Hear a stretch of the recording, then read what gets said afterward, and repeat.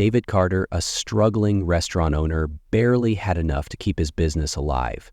But when he saw a homeless mother and her son shivering outside his restaurant, he made a choice that he couldn't afford. What happened next? It changed everything. David Carter stared at the empty tables inside his small diner, his fingers gripping the edge of the counter. Another slow night.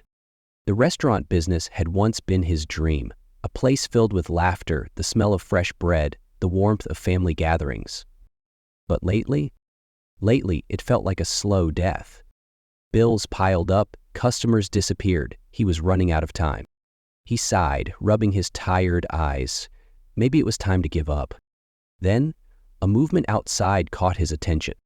Through the frosted window, he saw a woman and a small boy huddled together on the sidewalk. The woman's coat was thin and torn. The little boy's fingers clutched at her sleeve, his cheeks red from the cold. David's heart tightened. They weren't begging. They weren't knocking on doors. They were just waiting, like they had nowhere else to go. David glanced at his empty restaurant, the place he was about to lose anyway. Then, before he could overthink it, he walked to the door, pushed it open, and stepped outside. The cold air bit at his skin. "Excuse me, ma'am." The woman flinched, pulling her son closer. I'm sorry. We'll move." David shook his head. "That's not what I meant." He nodded toward the diner. "Come inside. Get warm." The woman hesitated, her eyes filled with doubt. We don't have any money." David swallowed hard. Neither did he. But he forced a smile. "Good thing I'm not charging." The woman's lip trembled. She looked at her son, who stared up at David with wide, hungry eyes. Then slowly, she nodded.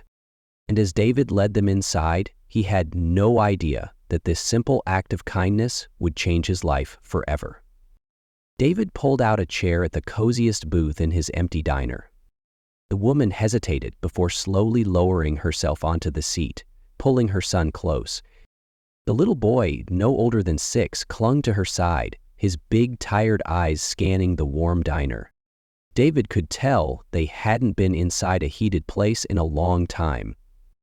"You guys like soup?" he asked, trying to keep his voice light. The little boy's head snapped up.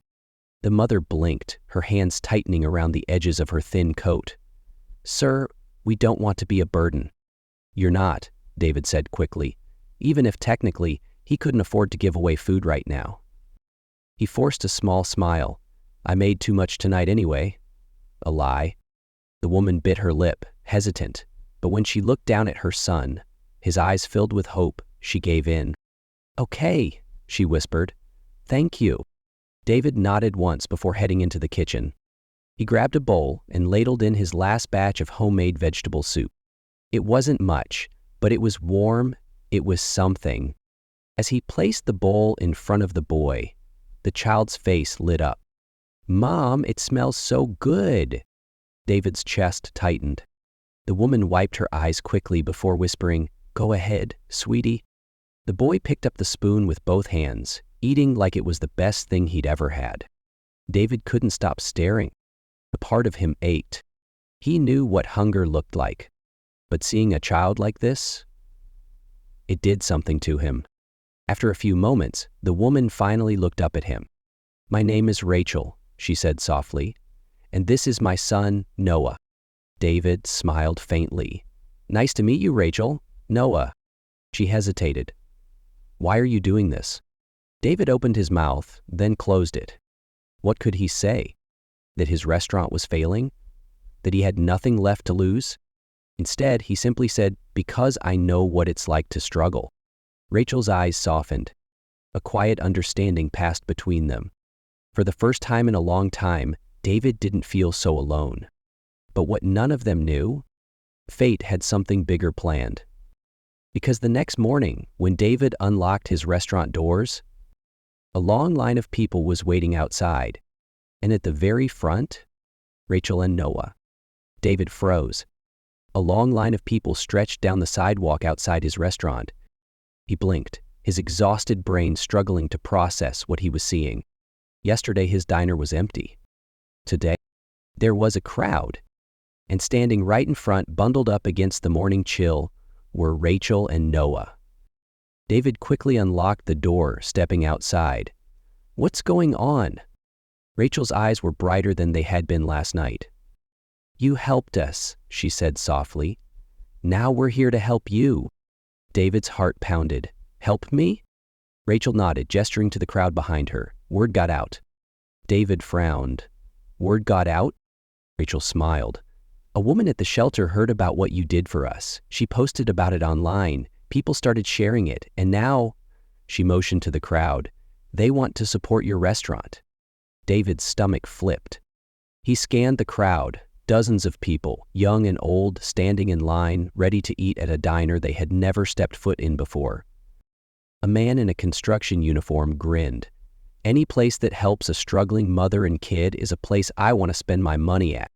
A woman holding a coffee laughed. "Plus, I heard the soup's pretty damn good." David's throat tightened.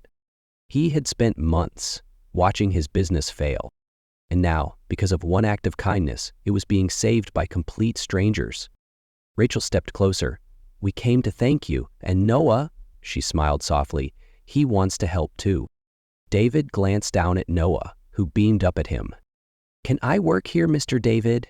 Noah asked, bouncing on his toes. "I can wipe tables and taste test the soup."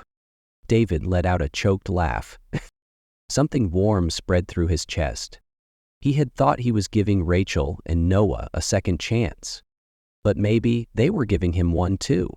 He took a deep breath, looking at the long line of people waiting to eat at his struggling diner. Then he clapped his hands together. "All right, folks," he called out, grinning for the first time in months, "let's make some breakfast." As the crowd cheered, Rachel and Noah stepped inside, into the restaurant that was about to change all of their lives forever.